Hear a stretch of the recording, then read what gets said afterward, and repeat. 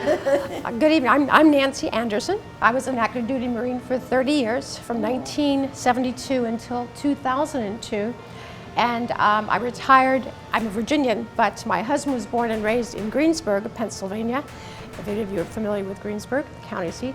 And so we actually bought the family place where Chuck was born and raised, and I took care of my mother-in-law for 12 years. She had dementia and passed away in 2012 of Alzheimer's. So I became, and if you're a caregiver, you need to carve out time for yourself every day, because it really is a 24/7 job, as I'm sure many of you know. So I began volunteering, and I loved it. But then when Eileen passed, I was able to pick up a passion, and that was to write about a missing gap in the history of women in the Marine Corps.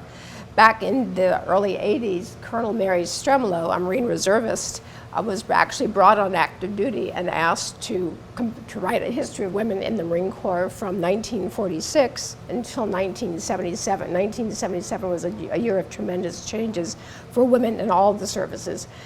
So in 2012, when I suddenly had more time, I offered for the Marine Corps History Division, which published both books, to pick up the history and take it up to 2001, just before the global war on terror. So that's where that gap comes from. So my presentation, although I really appreciated the piece that was in the Trib, it's not about my career, which, although that covered most of that period, it's about women in the military. So that's what I'm going to take 20 to 30 minutes just to talk to you about, because the women, the history is pretty similar in all the services. The Marine Corps, of course, is by far the smallest of the services, and so we have by far fewer women and a smaller percentage of women. But I just thought it might be interesting just to kind of bring you through the last several decades of all the amazing changes and just the differences in thought that the American public had. So I'll start. World War I, of course, women were first approved as volunteers to free a man to fight back in August of 1918. But 3 months later, with the signing of the armistice, all were released.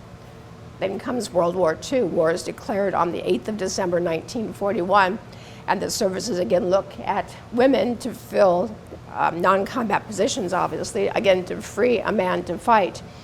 And more than 350,000 women served on active duty during the Second World War in all the services.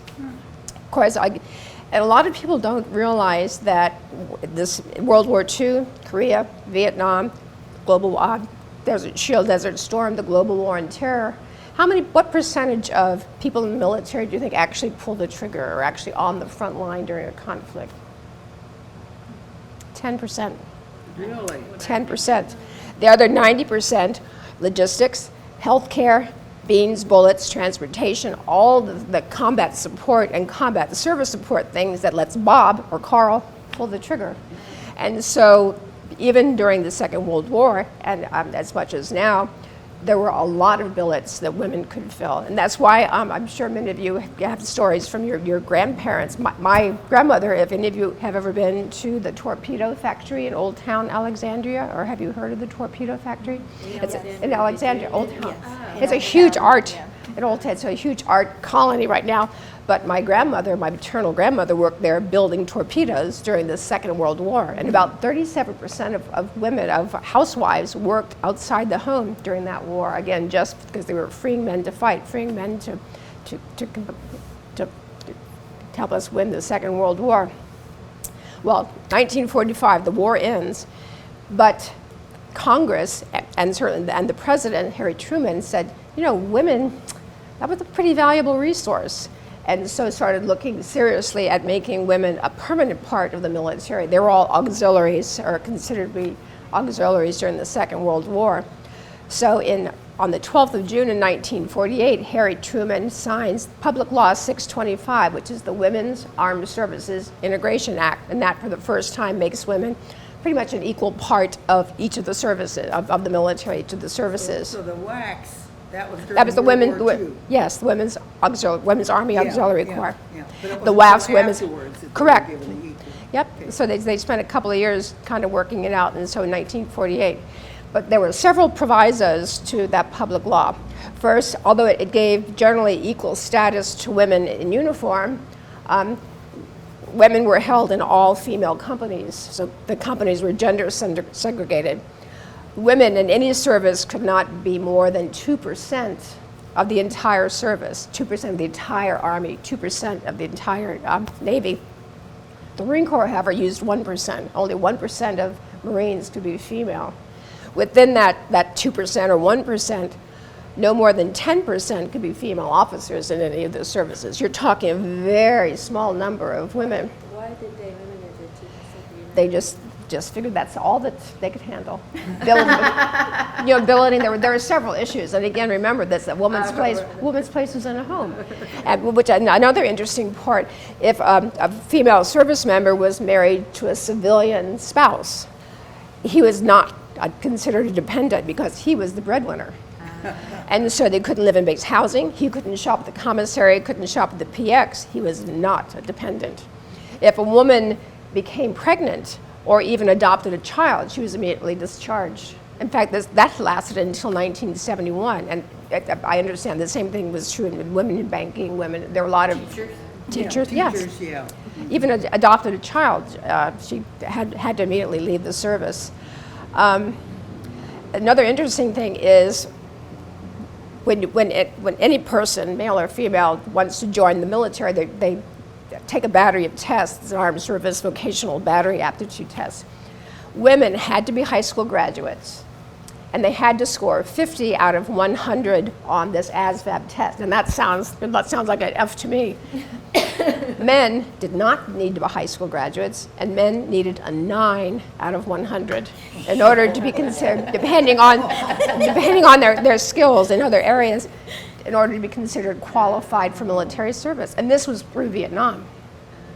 So what happens, just for this one piece, is that here you have although it's a small pool, most of these women, even those who wanted to be enlisted, they had some college, because again, you're talking at 2% or 1%, and so you could be a lot more selective in the women that were brought into a service than you had to be with a man. So what happens, and this remained true until the scoring was made more equal in the 1990s, is another thing you take in the military. It's like an IQ test. It's called the General Classification Test. It is an IQ test. And so women tended to have a 20-point higher GCT than a man. So this shows up later when you're talking about meritorious promotions, about women doing their jobs well. So all of these little underlying things. But perhaps the two biggest pieces of Public Law 625 were two statutes. The first was in Title 10 U.S. Code, Section 6015, which prohibited the assignment of women in the Navy or Marine Corps to combat vessels, ships, or aircraft. And after the Air Force was founded in the 50s, a second section prohibited women in the Air Force for serving in combat aircraft. Now, interestingly enough, the Secretary of the Army, because the military, of course, has civilian leadership. The Secretary of the Navy has the Navy, and the Marine Corps. The Secretary of the Air Force has the Air Force, and the Secretary of the Army has the Army. The Secretary of the Army never had any restrictions on the assignment policies for women, because this is the Grand Army. It was never considered that women would go into harm's way, would be put into combat. And for many, many years, Congress and different groups, gender equalizing groups, said, well, why can't we give the Secretary of the Air Force, the Secretary of the Navy, the Secretary of, why can't we put them on equal footing with the Secretary of the Army? And it was, oh no, that couldn't possibly happen. It seems so silly now. Another thing that law that remained until the late 70s or early 80s, in all the services, for the officers, a woman could be promoted only to either lieutenant colonel in the Army, Air Force, or Marine Corps, or a commander in the Navy. A single woman in each service could be promoted to the next rank, 06, colonel, or Navy captain, and that one woman in each service was the director of the women in her service. You had the director of women in the Army, the director of women in the Marine Corps. One person, when that woman retired or sought another job, she was reverted back to lieutenant colonel or commander. So this and all these little things, people just think, well, how odd, how strange. But then comes Vietnam. And all of a sudden, and we still have the draft. Of course, we had the draft till 1973. So all the industry, Vietnam's now been going on for 10 years. And so with the draft, you find a real need for women, again, in support positions, and the end strengths increased. And so the services found a way to find jobs for more and more women. And so it's at the very end of Vietnam that they actually get rid of the 2%, the 1%, 2% restriction on the numbers of women. They still kept the numbers small, but that was no longer bound in Title 10 of the US Code. In 1973, the draft's abolished, and the economy is very good. So all of a sudden, all those men who had been drafted and their enlistments are up or their obligations are over, they depart the service. So that was a time when women and other minorities really were able to advance in each of the services, because all of a sudden there was a real manpower personnel shortage. So they started actively recruiting women and other minorities. Remember, the women had to be high school graduates. They tended to be smarter, more mature. They didn't end up in the brig, as a rule. So the services, although they realized that women could do more, the Army and the Marine Corps in particular, because this is where you have most of the combat kinds of jobs, the infantry kinds of jobs, they actually began conducting tests. The Army in the United States and in Europe, Max WAC, they still call it Women Army Corps until '77, and the Marine Corps field training on Okinawa in Japan started testing units with differing percentages of women in the units to see how well the unit would perform without any degradation of mission accomplishment or mission. And son of a gun, what they found out is the more women, the better the unit.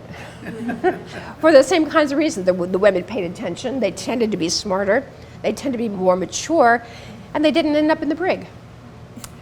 So that was yet another reason why the services said, you know, we can probably do with more women.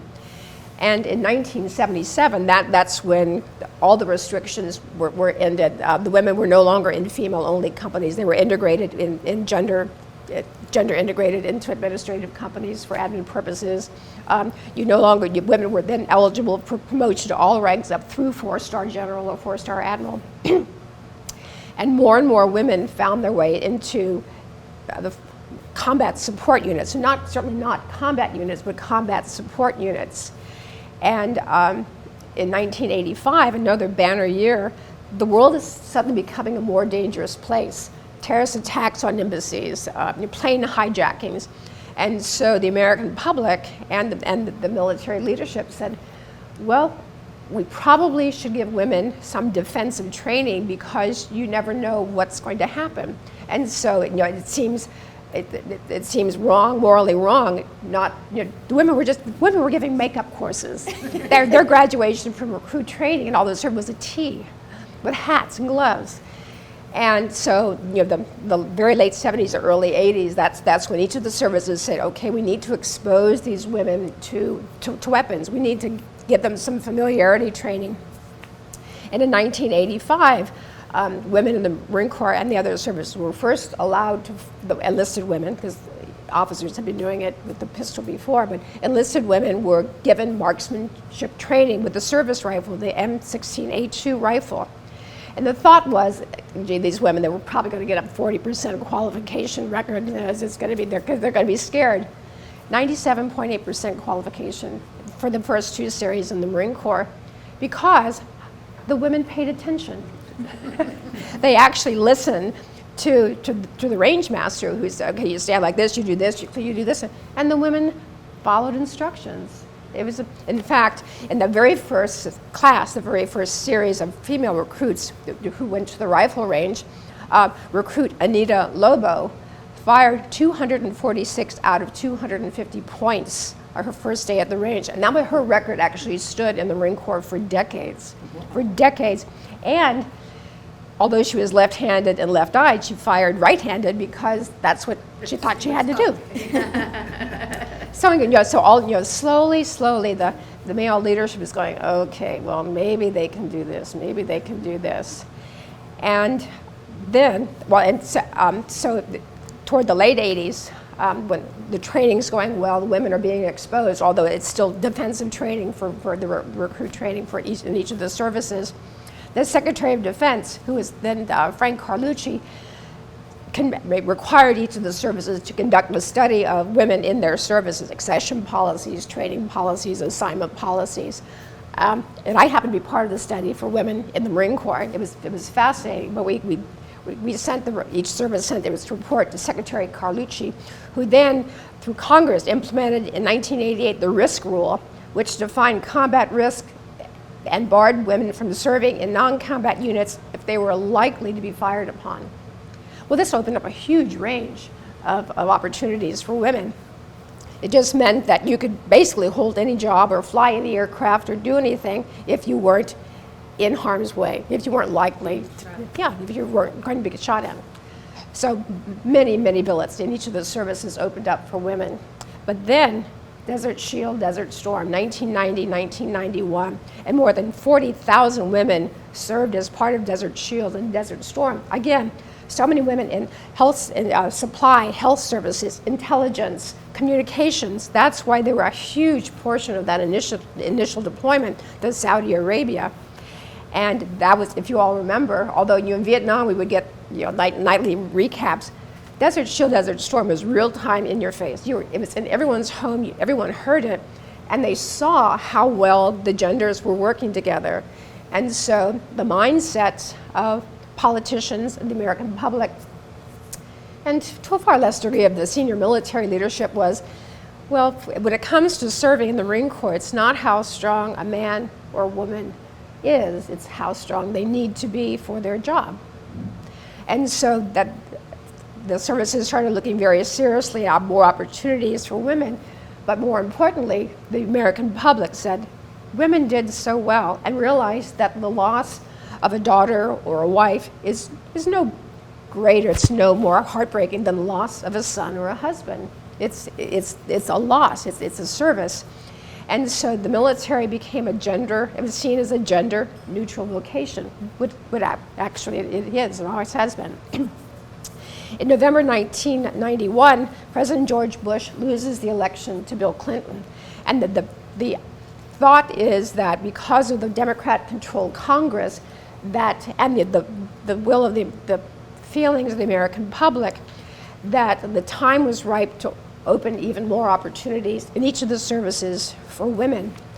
And so later, in April of 1993, Secretary of Defense Les Aspin, Carter's Secretary of Defense, rescinds the 1988 risk rule and in favor of a direct combat exclusion rule, which meant that only if a woman is likely to get fired upon should you restrict her from that billet. Because remember, how many of you are familiar with the 14th Quartermaster Corps of Greensburg, Pennsylvania? They had been in Saudi Arabia over 220 miles south of the forward line of troops, the battle line, having dinner in the mess tent, and 13 of them were killed by a Scud missile that went those 220 miles south of the battle line and killed them. So the world, it was increasingly more blurred, the distinction between front line, forward line, combat support, combat service support. And the American public understood that and realized that women were every bit as capable of handling these kinds of jobs as men were. So that was a huge change.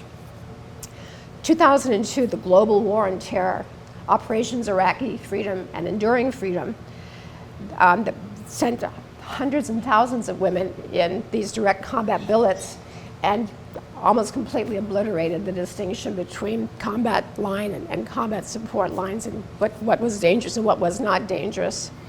And the global war on terror, these through last year, more than 300,000 servicewomen have supported those two operations in Iraq and Afghanistan. That's a lot of women.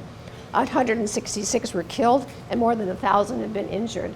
Again, that's a terrible statistic, but it's no more terrible than those brave young men who were killed and wounded. So again, a gender neutral vocation. And in 2011, having been now at war, the conflicts lasted for 9 years, Congress and the military again start looking at these distinctions between front lines and combat. And the decision, although it takes 6 years, and the Army and the Marine Corps especially dragged its feet with studying the situations, said, well, there's no real reason to exclude a qualified person, regardless of gender, from holding a billet, because you always want the best qualified woman, best qualified person, excuse me. Sorry, don't know how that got there, for the job.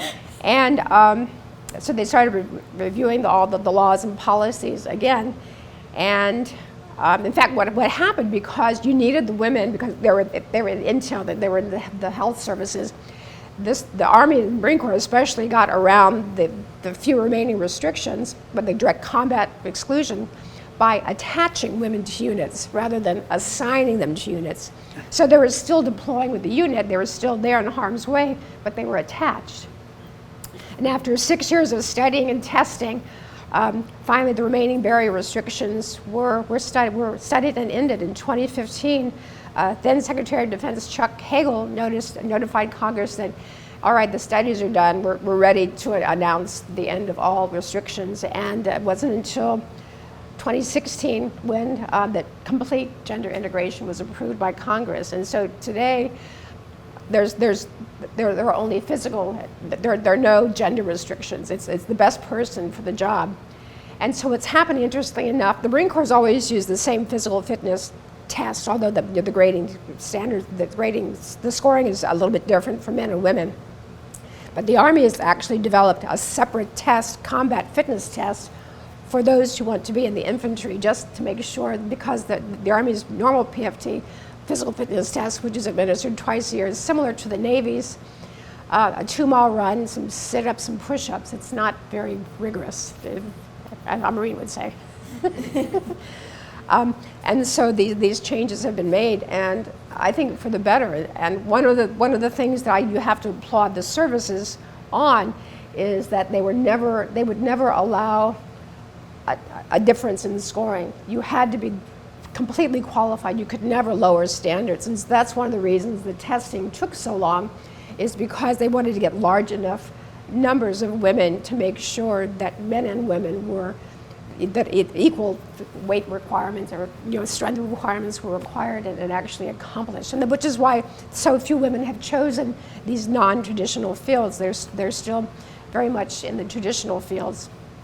In fact, most women today serve in the health services. The Marine Corps does not. We use Navy doctors and dentists and health professionals. We don't have our own, but that's there's still that gender bias among women themselves. They're choosing these fields, but by law there are no restrictions. So it's just such an exciting time. And the one thing we have to worry about, well, not that worries me as a grandparent, is that with today's youth, only 25% are qualified to serve in the military. They're either overweight, they're too dumb, they're on drugs. They don't qualify. And of those 25%, less than 10% are actually inclined to serve. Because the pay is not great. We moved 19 times in my 30 years in the Marine Corps. I loved it. I didn't collect stuff because I was going to move in 2 years. And now that I've been retired for so long, I have stuff. It drives me crazy. But so now all the services, well, most of the services, I know the Army, even for basic recruits, are offering signing bonuses. The aviation community in each of those services, these young men and women are fleeing for commercial jobs, and so they're bonuses, huge bonuses just to keep them in, because it costs a lot of money to train a pilot. So that's basically it in a nutshell, but I'm happy to answer any questions. When you first started, maybe I didn't understand, like the ladies that started at the very beginning, they were more educated and had high school and that. Why did those ladies go into the service? Do you know? Just for non-traditional jobs. I was a Why join the Air Force or the Marine Corps? Well, I have to tell my story, my own deal. Very short, the 25-cent version. My dad was also a Marine. So I was used to the military, but my dad died when I was 19 years old, 10 months after he had retired from the Marine Corps. And I was a chemistry and physics major at Virginia Tech with a minor in math. I was going to teach high school science. And when Daddy died, your retirement pay stops. So I was the oldest of four. I'm 10 and a half years older than my youngest sister. And retirement pay in 69, 70 was not a lot of money. So I figured that I was probably going to have to do something else because I just felt the responsibility to help my mother. So I started looking at the military services because that was one of few places, then as now, equal pay for equal work. Back then women were only making about 69 cents to the dollar. It's gone up to about 79 cents today, but 69, whereas equal pay for equal work. So I looked at all the services, but the Marine Corps being the smallest of the services, you learn leadership at a very junior rank. In the Marine Corps, you start out as a private, and then you become a private first class. A private first class is responsible for 3 people below him or her. It's a fire team leader. That's a tremendous responsibility. The other services aren't set up quite the same way. My first job as a brand new second lieutenant in the Marine Corps was actually a major's billet, several levels higher, because that's just the way the Marine Corps does stuff. And so for me, that was a very rewarding career, and just the chance to travel and all those kinds of things. But women back then wanted to do, remember this is when the ERA was prodding through it, and women could do so much, and they wanted to do non-traditional things. They didn't, teaching is so many wonderful professions, but what's wrong with computers? What's wrong with jumping out of perfectly good airplanes? Well, there's plenty wrong with plenty wrong with jumping out of perfectly good airplanes. But what's wrong with testing yourself? What's wrong with, and one of the big things that pushed toward this, which a lot of people don't realize, Title IX. Fitness, equality in physical fitness in sports. Shrimp that I am, I lettered in basketball. I was a guard. I could dribble 3 times, go half court, and look menacing. That was my life. And one of the things we found for women as they were going through the physical training, which back in the 60s and 70s was not that rigorous, they'd never had to jump. They didn't know to bend the knees. They just didn't play sports. And Title IX probably did more than anything else, especially back in the 70s and 80s, when boys and girls were playing soccer. Boys and girls were doing that, and boys were seeing girls sweat run it just as hard, sweat just as hard. And so the mindset in the young people was, boy, she's a stud muffin. And didn't think anything about it. It wasn't, ooh, she's a girl. So that was the social changes, and although the ERA never didn't get enough support, it was still the mindset of the American public. And especially when the draft ended, women have always been an all-volunteer force, but it was just seen as an honorable and exciting profession. I moved, as I said, 19 times in my career. I've been to 99 countries. Wow. 99 foreign countries, and I love it, traveling. Our kids are world beaters. I have 3 children, and they've been all over. And it's a wonderful experience for them. Your husband was in the service? My husband was a Marine as well. He retired 10 years at the end of Desert Storm.